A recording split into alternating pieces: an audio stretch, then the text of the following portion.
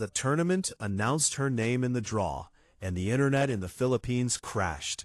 Okay, not literally, but it might as well have. When the Stuttgart Open officially confirmed that Eala would be replacing Zheng Qinwen in the main draw of the Porsche Tennis Grand Prix, the reaction from Filipino fans was immediate, overwhelming, and completely unlike anything that typically happens when a replacement player is added to a tennis draw. Because this was not just any replacement. This was Eala, the 20-year-old from Manila, who has become, without any exaggeration, the most popular player in women's tennis right now. More popular at the gate than Aryna Sabalenka, the world #1. More popular than Iga Swiatek, a 4-time French Open champion. More popular than Coco Gauff, the reigning Roland Garros champion. More popular than Elena Rybakina, the Wimbledon winner. Eala is walking into Stuttgart, Germany, and she is the biggest name in that building. Not because of her ranking, not because of her titles, but because of something far more powerful and far more rare. She has captured the hearts of an entire nation, and that nation follows her everywhere. This is the full story of why Eala is the most talked about, most watched, most followed player at the 2026 Stuttgart Open, and why the numbers, the facts, and the energy around her arrival in Germany prove it beyond any doubt. Let us start with the facts, because in sports, facts matter, and the facts around Eala's popularity are staggering. Her pre-tournament press conference at the Australian Open in January 2026 received 196,000 views on YouTube. 196,000. Novak Djokovic, a 24-time Grand Slam champion, and arguably the greatest tennis player in history, recorded roughly half that number for his own press conference at the same tournament. Carlos Alcaraz, the reigning men's champion at Melbourne Park, recorded about 30,000 views. Aryna Sabalenka, the world #1 and a 2-time Australian Open champion herself, recorded 9,000 views. 9,000 views for the world #1, 196,000 views for Eala. That is a difference in kind. That is a different category of athlete entirely. At the Indian Wells Open in March, the BNP Paribas Open posted a day-in-the-life video featuring Eala. It became the most viewed piece of content from the entire 2-week tournament. Not the most viewed women's content. Not the most viewed content from a specific day.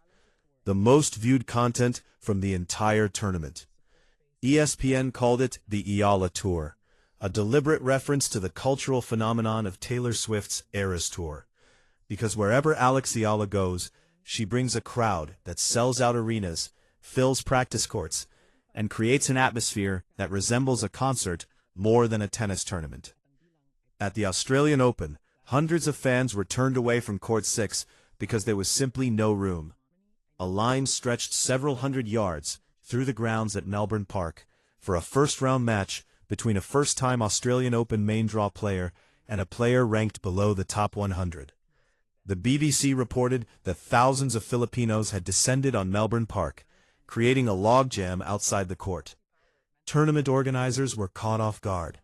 A former coach later said that the organizers should have seen it coming, because when Eala practiced at the Australian Open in the days before her match, she was already being mobbed by fans at practice. They should have put her on a bigger court. The fact that they did not was the organizers failing to understand what they were dealing with. Because what they were dealing with was not just a tennis player. They were dealing with a movement. At the Dubai Championships in February, Eala sold out every single one of her matches during a run to the quarterfinals. Every one. In a tournament that features the world's best players, in a country with a significant Filipino expatriate community, every session Eala played was packed full. When she beat Jasmine Paolini, the world #8, in a tiebreak to close out the second set, the entire stadium erupted in chants of "Ale, Ale, Ale."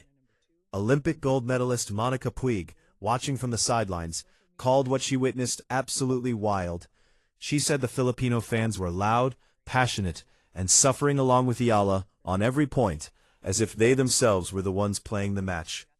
That is not a fan base. That is a family. At Indian Wells, fans wearing shirts that said Alexandra Eala Fan Club, holding Philippine flags, waited outside the stadium even before the matches preceding Eala's had started, just to make sure they could get inside to see her play. Some wore winter coats and blankets and stayed until nearly midnight in the cold California desert air when Eala's match ran deep into the evening. After she won in 3 sets that night, the crowd roared so loudly that you could hear it from outside the stadium. A sign in the front row read, "Laban Alex," which means "Fight Alex" in Filipino. That sign captured everything. It was not just a sign for a tennis match. It was a declaration from a nation that had found its champion. And now all of that energy, all of that passion, all of that love is coming to Stuttgart, Germany, to the Porsche Arena, to the 48th edition of the Porsche Tennis Grand Prix, a tournament that has been won by Martina Navratilova, Martina Hingis, Maria Sharapova, Angelique Kerber, and Ashley Barty. A tournament that takes place in a city that has absolutely no reason to expect a mass Filipino immigration event in mid-April. And yet here we are, because wherever Alex Eala goes, Filipinos find a way to be there. There are more than 10 million Filipinos living outside the Philippines. About 1.7 million are in the United States alone. Significant communities exist across Europe, the Middle East, and Asia-Pacific. And when Alex Eala is playing a tournament in their time zone, in a city within driving distance, those communities organize. They buy tickets, they wear their colors, they bring their flags, they fill the stands, and they make noise that the sport of tennis has never quite experienced in exactly this way before. The tournament itself acknowledged what Eala's presence means. When they announced her replacement of Zheng Qinwen in the draw, they did not make a simple procedural statement. They said that while Qinwen's withdrawal was unfortunate, fans could now look forward to seeing Alexandra step in. That language is deliberate.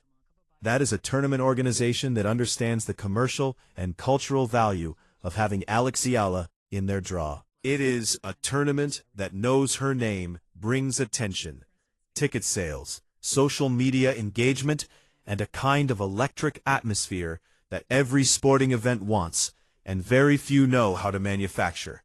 The good news for Stuttgart is that with Eala, you do not need to manufacture anything. You just need to put her in the draw, and then get out of the way. Now let's talk about the field she is walking into, because understanding who is in Stuttgart helps you understand exactly how extraordinary it is that a player ranked 45th in the world is being discussed as the biggest draw in the building. Aryna Sabalenka is the world #1.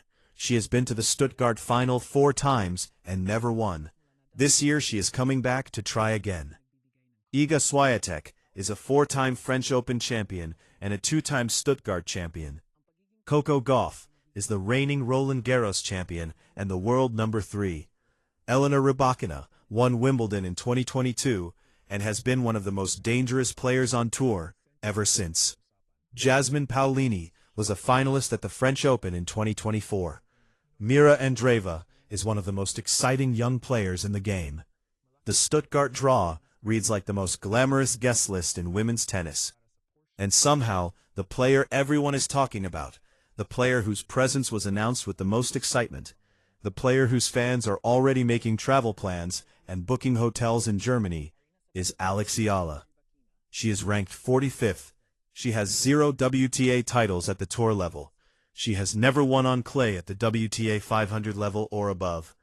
By every conventional metric, she is not the biggest name in that draw. But popularity in sports has never been purely about rankings or titles. It is about connection. It is about story. It is about the feeling a player gives you when you watch them compete. And what Alex Eala gives people when they watch her is something specific and irreplaceable. She gives them hope. She gives them proof that where you come from does not limit where you can go. She grew up in the Philippines, in a country where tennis was never considered a path to international stardom. She moved to Mallorca at 13 years old to train at the Rafa Nadal Academy. She was away from her family, away from her home, grinding on courts in Spain with a dream that most people around her probably thought was unrealistic. And then she made it real. She beat Iga Swiatek. She beat Madison Keys. She beat Jelena Ostapenko 3 times. She reached the semi-finals of a WTA 1000 event. She became the first Filipino to win a Grand Slam main draw match in the Open era. She was featured on the cover of Vogue Philippines at 16 years old, after winning the Junior US Open. She turned herself from a promising junior prospect into one of the most recognized and loved athletes in the world. Jessica Pegula, the world number 5, said that when she played Eala at the Miami Open in 2025, the whole crowd was against her, and she genuinely did not know where all those people had come from. Andy Roddick called the Eala phenomenon the type of story you cheer for because it is great for tennis. Novak Djokovic called her fanbase a good problem for the sport to have. These are not small voices in tennis. These are some of the biggest names in the game, acknowledging that something genuinely special is happening around Alex Eala, and that what she has built with her fans is unlike anything they have seen before in the women's game, and perhaps in any game. For Eala herself, Stuttgart is not just about popularity or crowd numbers. It is about proving something on the court. The clay season is the hardest stretch of her calendar. Clay has historically been her weakest surface. She entered the 2026 clay season having never gone past the second round at any clay event she had played on the WTA Tour. Linz was her first test, and she went 1-1. She beat Grabher on clay for the first time and felt genuinely good on the surface. But she also let a 5-1 lead slip against Ostapenko and lost in straight sets, a reminder that the gap between competing on clay and winning on clay is still real and still needs to be closed. Stuttgart is the next exam, and it is the hardest possible exam. The field is the best in the world. The stakes are enormous. A win here against one of the top seeds would send a message to the entire tennis world that Eala's clay game has genuinely leveled up.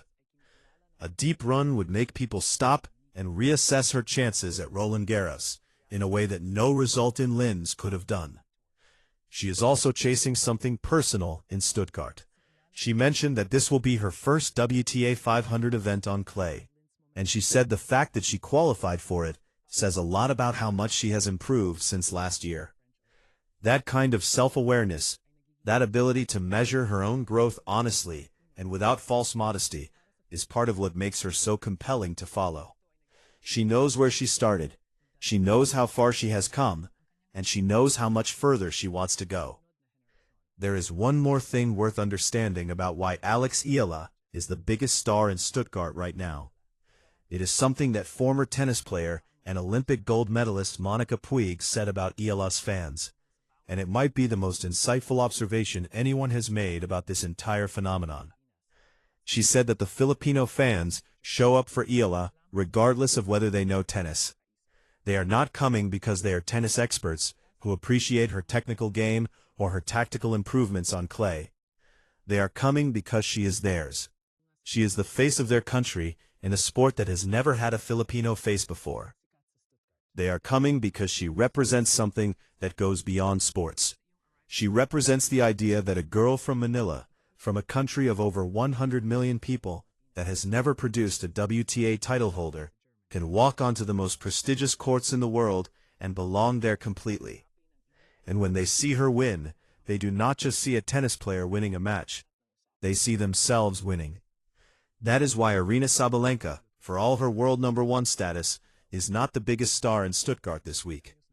That is why Iga Swiatek, for all her Grand Slam titles and Stuttgart championships, is not generating the conversation that Eala is generating. That is why Coco Gauff and Elena Rybakina and Jasmine Paolini, as great as all of them are not the players whose names are filling up social media and WhatsApp group chats and Facebook pages from Stuttgart to Manila right now. Alex Eala is 20 years old. She is ranked 45th in the world. She is playing only her second clay tournament of the season. And she is the most talked about, most followed, most beloved player at one of the most prestigious tournaments in women's tennis. That is not a coincidence. That is not luck. That is what happens when talent, story, character, and purpose all align in one athlete at the right moment. Stuttgart is ready, the Filipinos are coming, and Eala is walking through that door with everything she has. Subscribe right now to follow every moment of Eala's Stuttgart campaign and beyond. Drop a comment below and tell me how far you think she can go in Stuttgart. Turn on notifications so you never miss a video. Check out the other videos on screen for more from the clay season. Thank you for watching. See you in the next one.